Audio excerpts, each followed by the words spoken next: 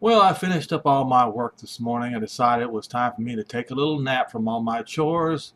Before I did, I went to my usual website that I always like to use, and it tells me all the latest information on Israel.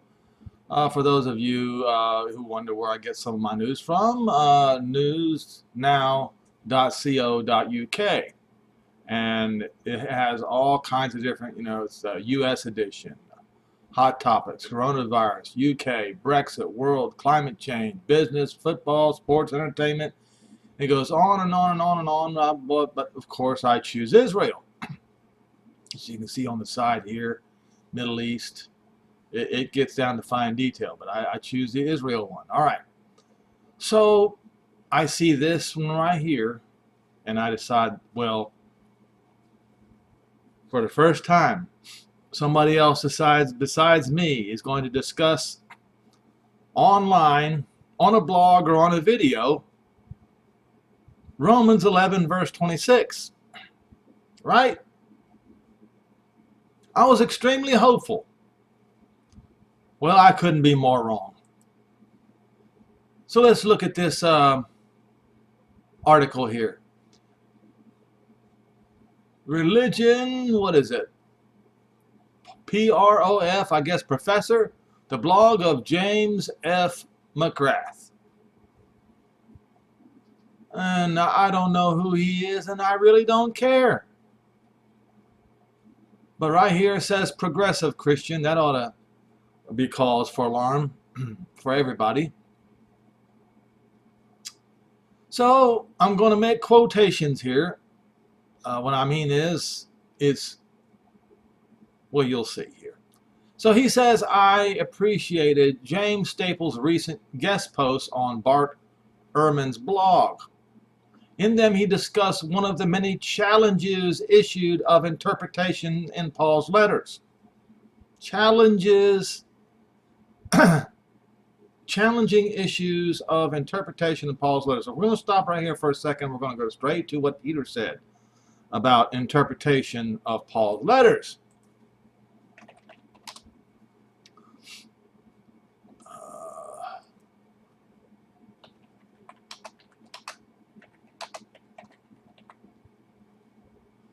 2 Peter 3 verse 16. Now, I also know that I believe it was 2 Peter 3, the Catholic Church has ruled that as Peter did not write it or something to that effect. I wonder why that is. But anyway, so Peter writes about Paul in this way.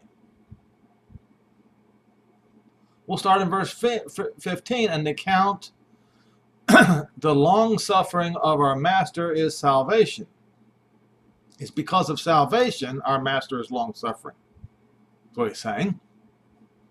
Just like our beloved brother Paul, also according to the wisdom given unto him, how he has written to you. Also in all his epistles, speaking in them these very things. What things? Well, about the day of Jehovah's wrath coming. Right, like this right here. And this right here, how Jehovah is not slack concerning his promise, as some men count slackness. That's what he's talking about. He says, Paul writes to you these very same things that I just did. I being Peter. All right? These very things, same things. Hard to be understood by whom? Which those that are unlearned and unstable wrestle with. If they are hard to be understood,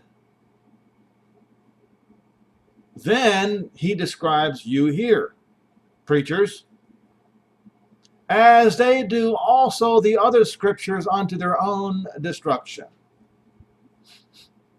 Peter was being nice.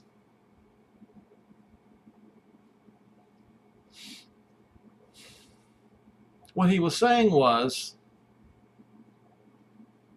it is difficult for certain people to understand. Those who are unwilling to learn. See? Some things that are hard to be understood, which they that are unlearned, and they are unstable.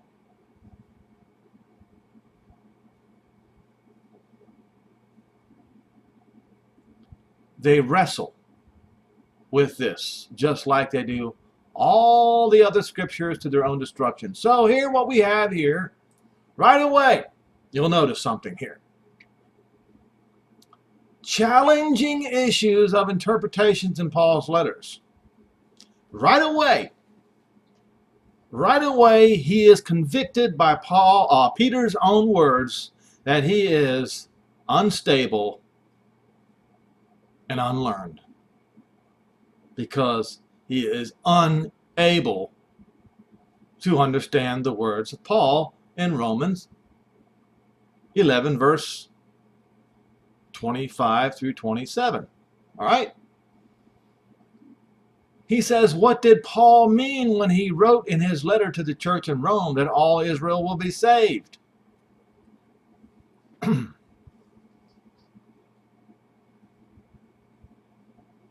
Now, simple mind like me would say, well, that's very simple. He said all Israel shall be saved, so that means all Israel shall be saved. Okay, you have a problem with that. Why? Because you are unlearned and you are unstable. And you're full of unbelief. So he says, it took me far longer than it ought to have rethink that text in light of Paul's expectation that the end of history and the dawn of the kingdom would come about in his lifetime with the triumphant appearance of, as he puts it, Christ.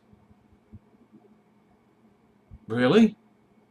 Well, that's interesting. That's never how the way I read it.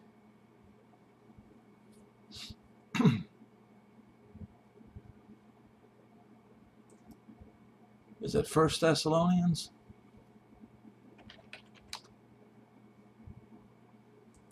He was warning the Thessalonians not to think this way.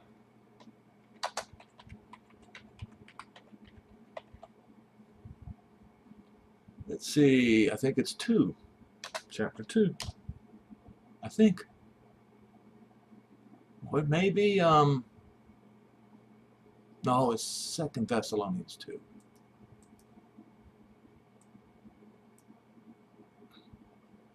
Let's try again.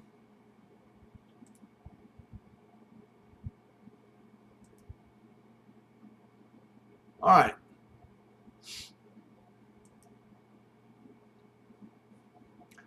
See, this guy we just talked about, because he believed that this Antichrist, as he say, is coming into the far, far future, he destroys his own argument, or one of these two that were arguing back and forth were destroying their own argument.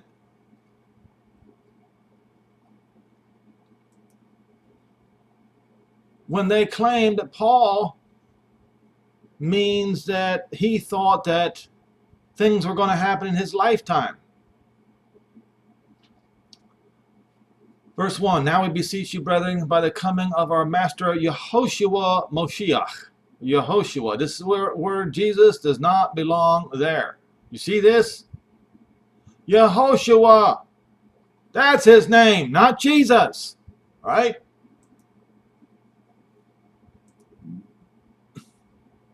And by our gatherings together unto him, that you not be soon shaken in mind, or be troubled, neither by spirit, nor by word, nor by letter, from us, as if the day of Messiah is at hand.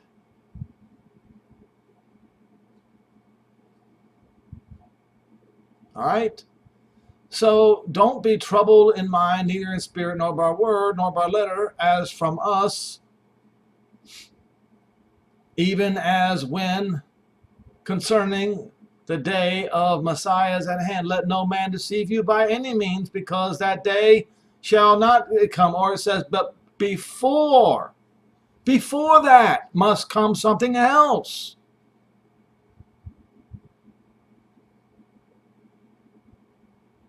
Now you guys say it's the Antichrist of the very, very, very end.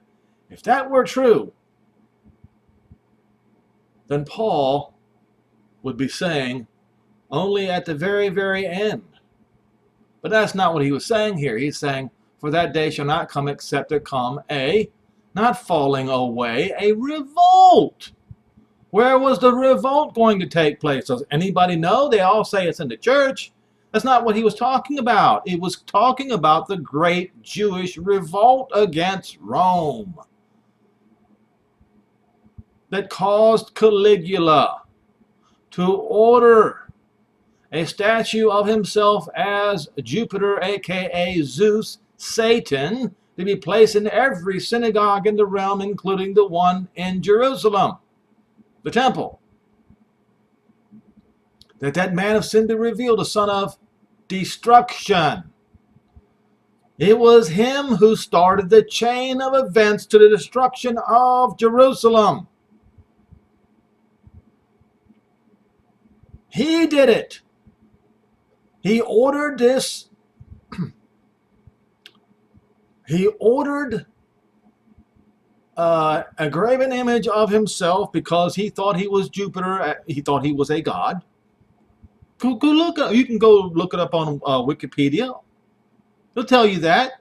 And they'll even tell you that he ordered that statue or that graven image to be placed in every synagogue around the realm, and this caused the Great Revolt. The Great Jewish Revolt, which eventually led to the destruction of Jerusalem. So Caligula was a son of destruction. The Roman emperor was a son of destruction. And every Roman emperor after that is called the son of destruction, who opposes and exalts himself above all that is called a god. Yes, he thought he was Jupiter. He thought he was above all the other little gods in his mind, or that is worshipped, so that he as a god sits in the temple of Jehovah. How did he do that? He ordered graven images of himself placed in every synagogue in his realm, including the one in Jerusalem, showing himself that he is a god or Zeus or Jupiter. Remember, don't you remember when I was with you that I told you these things already?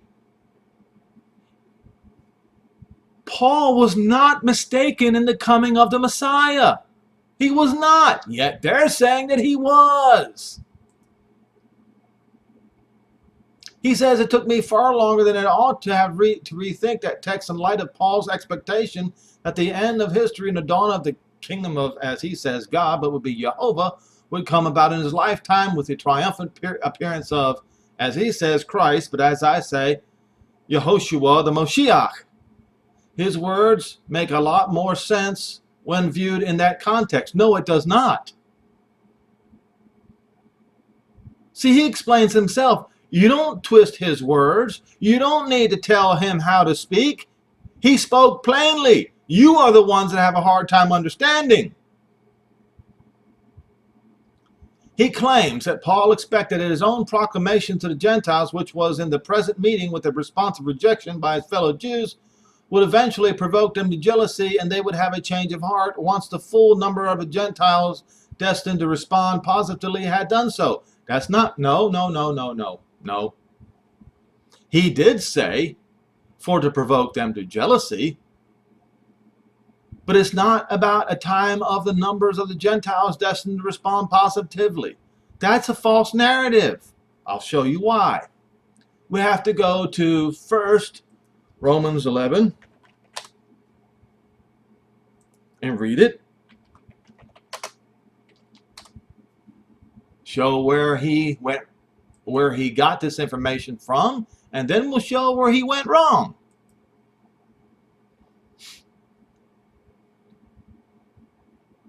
All right.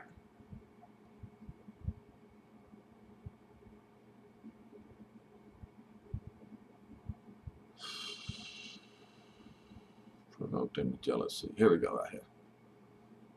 Verse 11. I say, have they stumbled that they should fall? Jehovah forbid, but rather through their salvation, through their fall, salvation has come to the Gentiles for to provoke them to jealousy. He didn't provide a reason to provoke them to jealousy. That's not what he didn't. So you don't add a reason. You don't add or subtract what Paul says. Now he says, now if the fall of them be the riches of the world, and a diminishing of them the riches of the Gentiles, how much more their fullness? See, you Gentiles, you will not deal with that sentence. You won't do it. What do you mean, how much more the full? How much greater than the riches of the Gentiles is the fullness of Israel going to be? You will never accept it. You will go to your graves and you won't accept it. Because you'll never believe that Israel will become greater than all the Gentiles ever have been. You'll never believe it. Paul says it right here. How much more their fullness, their filling up, their fullness, the fullness of riches of wealth. He's talking about the riches of the Gentiles, but how much more fullness of the wealth of Israel at the time of the end is going to be more than the Gentiles.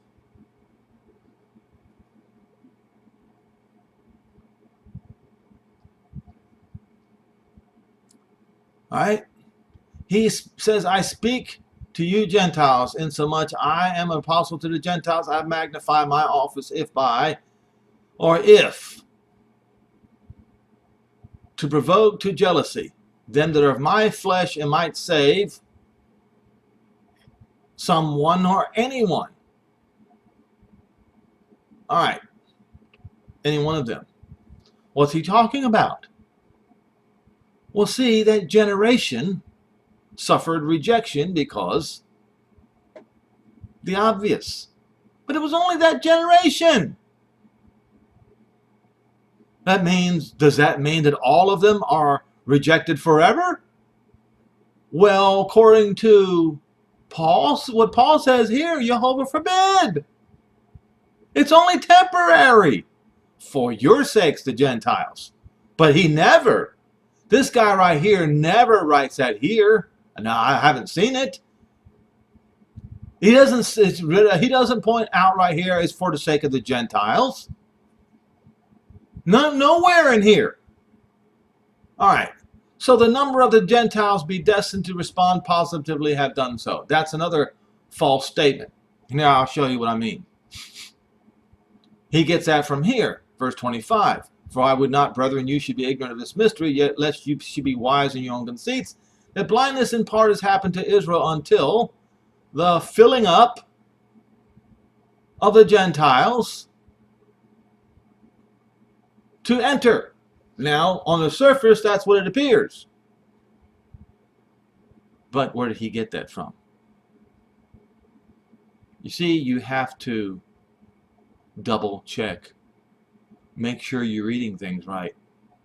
He got it from Yehoshua the Messiah. And it's worded slightly different.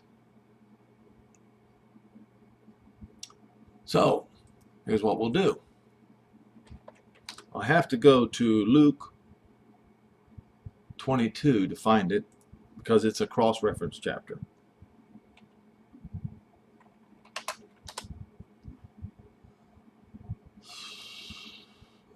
I think it's 22. Is it 25? 25.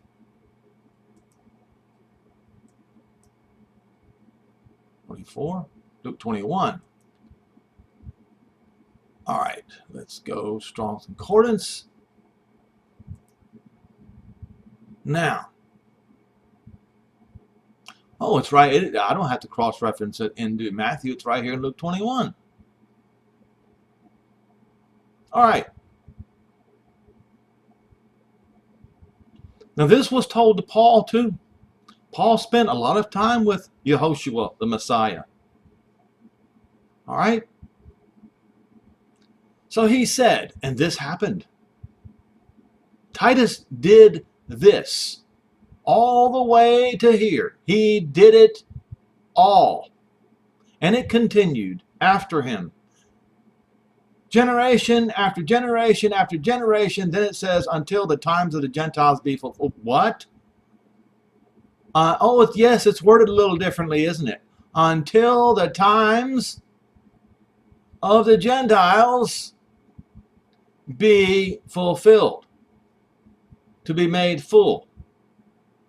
Time was measured in those days in an hourglass. Take a look at an hourglass. Do I have to spell it out to you? Do I have to paint a picture? Hourglass. Let's look at this hourglass. Let's see if we can find one.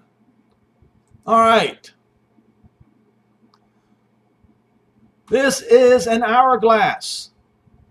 When this is empty, this section is full.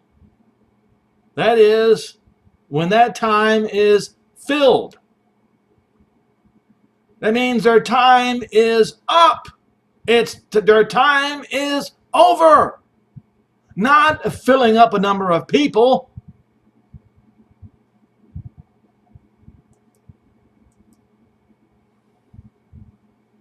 Once again, how do they measure time in those days? An hourglass.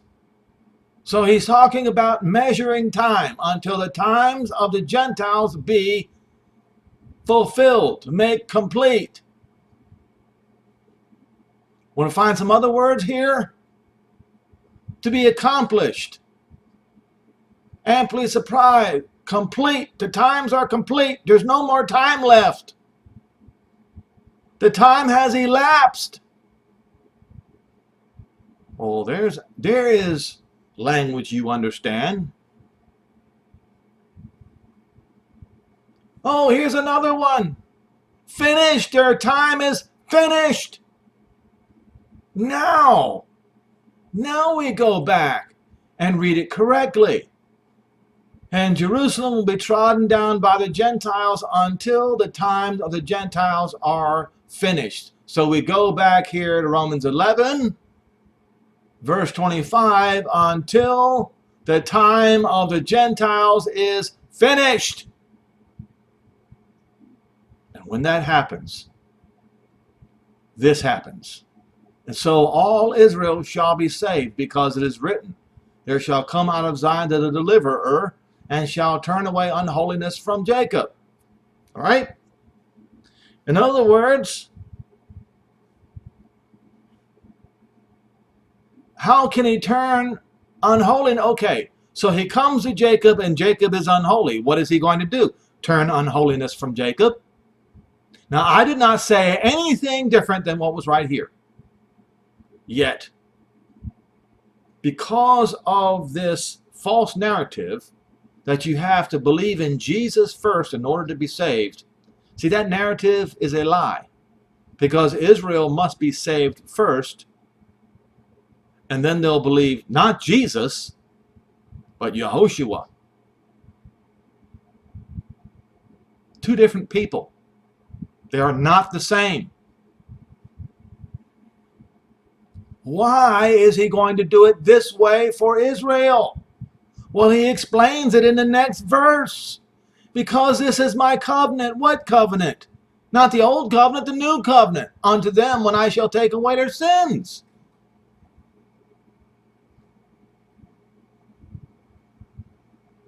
He's going to remove their sins from them while they're still in sin. That is a guarantee. It's written in Ezekiel 39 verse 12. It's right there. It says, from that day and forward they shall believe. He's not going to wait until they believe to save them first. That's not what it says. It says from that day and forward. From what day and forward? From the day Jehovah saves them. and forward, not backward. Go look at it. It's there. It's waiting for you to go look it up if you're willing to change your narrative.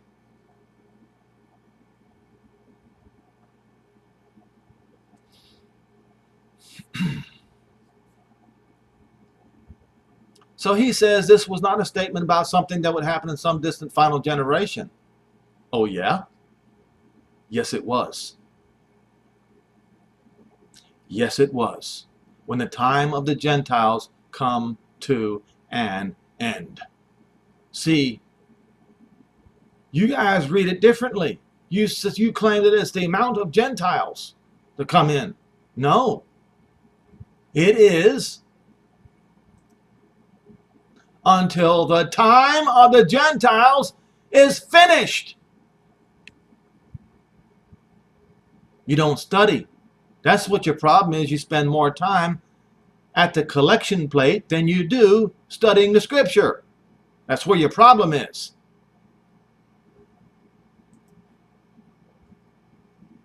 He says Paul was talking about what he expected those living in his time would do. That's nonsense. Absolute, pure, utter nonsense. He says, while interpreting Paul's statement in that way eliminates many of the theological puzzles, it also has the implication that probably the reason that so few embrace it. Yep, that is the reason why Christianity refuses it. Well, that's one of the many reasons why Christianity refuses to embrace it.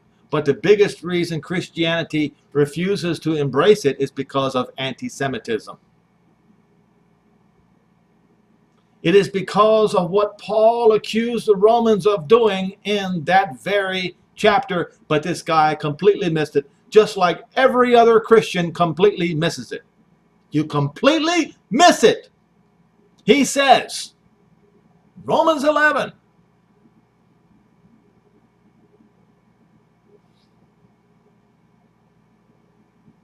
and he continues, but if the casting away of them be reconciliation of the Gentile world, what shall the receiving of them be but life from the dead? But you don't believe that, do you? No, you don't.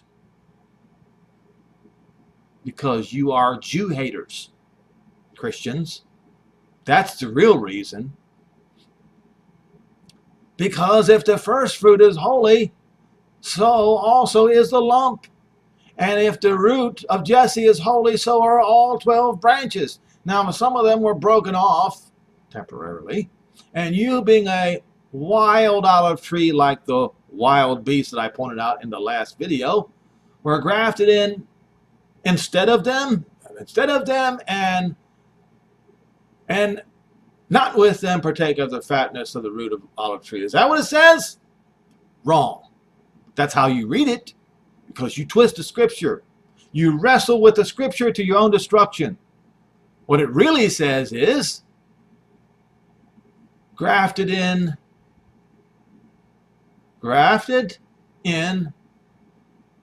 on, at, by, with. You might say, oh, it does say on. Let's continue. And partaking jointly,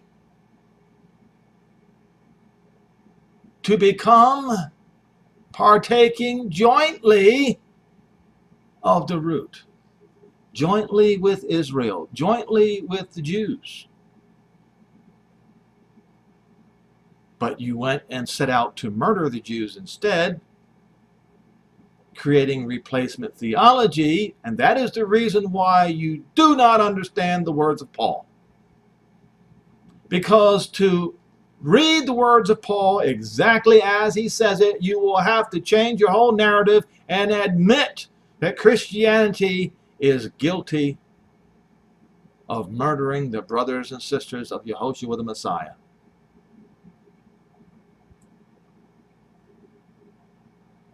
He says, boast not against the branches. Well, you did more than boast against the branches. Yes, you did. You set out to rape, pillage, and murder the branches. You did not partake jointly with the branches. I accuse Christianity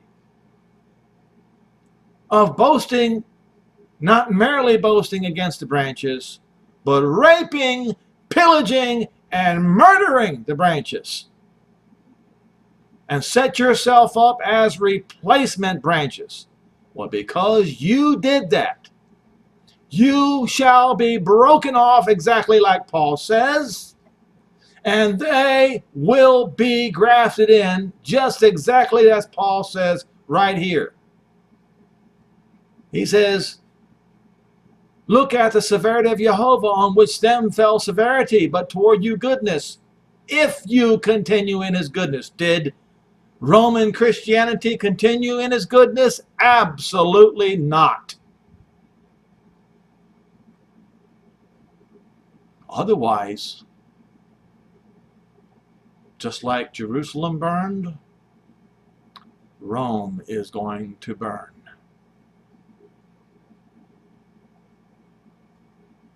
Not the way that the Romans burned Constantinople, no. Not the way that the Langobards burned Rome. No, not like that. No, this is going to be utterly and complete. There will not be one vestige left of Roman society, period. Forever.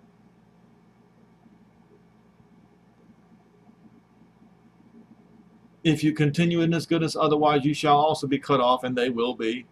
And they also, not if, before they abide not still in unbelief. In other words, before they abide in belief, just exactly as it says in Ezekiel 39 verse 12. They will be grafted in. How are they going to be grafted in? They're going to be gathered up. All of them, before they believe. They're going to be gathered up first, grafted back in, and then they shall believe. For Jehovah is able to graft them in again. Now, if you were cut out of an olive tree which is wild by nature and were grafted into a good olive tree, how much more shall these who are the natural branches be grafted into their own olive tree? But you don't believe that. Because you're high-minded. Because your forefathers are guilty of murder and you wear the cross. And when you wear the cross, you acknowledge and you take the blood that was shed of the innocent Jews and you put that blood upon your own head when you wear that cross. That's right. Because that cross is an instrument of murder and torture. You swing that thing and you wield it against those who you hate. It will be a curse upon you for that. For I would not, brethren, that you should be ignorant of this mystery, lest you should be wise in your own conceits, that blindness in part has happened to Israel until the fullness of the Gentiles be come in, or until the time of the Gentiles come to a full. Blindness in part will remain until the time of the Gentiles comes to an end. So when is the blindness going to be lifted? At this point. Then there shall be signs in the sun and in the moons and the stars and upon the earth, distress, sunoke, a seizing. In other words, they can't move.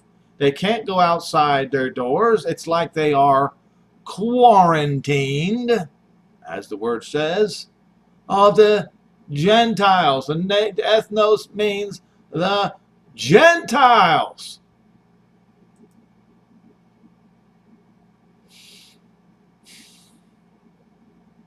With perplexity, the sea and the waves roaring, men's hearts failing, having heart failure. For fear and for looking after those things which are coming upon the earth, because the power of heaven shall be shaken. And when they shall see the Son of Man coming in a cloud with power and great glory, and then they shall, when these things come to pass, then look up. Who is he talking to? his disciples, the 12 leaders of the 12 tribes of Israel. That means they'll be dead by then.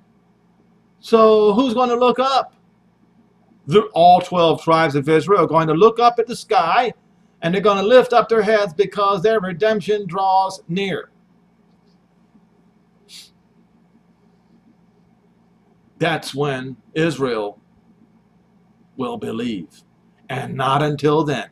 Paul says so. He says Israel is partly blinded until the time of the Gentiles comes to an end. You can't change it. You can't take a pistol to the head of a Jew and make them believe your false narrative any more than Martin Luther could, or the so-called popes.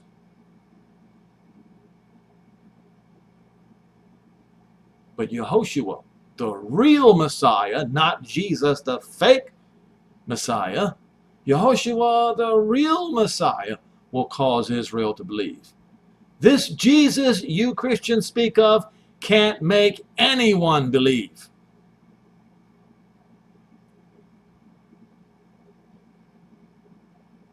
Why would I say that? Because the name of the Messiah must have the name of the Father in the name. If it doesn't have the name of the Father in it, then it's not his name. Jesus has the name of Zeus in it. Zeus is Satan. On the other hand, the Father's name is Jehovah, and the name of the Messiah is Yehoshua, just like the Yehoshua who came after Moses, Yehoshua the son of Nun. It means Jehovah is salvation, or Jehovah's salvation. That's exactly what it means. It means Jehovah and salvation. It's impossible to mess it up. If you believe the truth, that is. But if you don't believe the truth and you want to twist the truth, you will mess it up every single time. You will never get it. Because you don't love the truth. Now,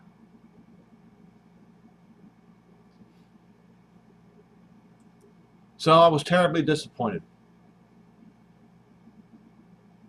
Because for the first time, I saw that phrase being used without my name on it. It's a shame that they can't get it right. If you were to go to Google and look up Israel shall be saved, or all Israel shall be saved, every single time among the Christians, you will see a false narrative like this.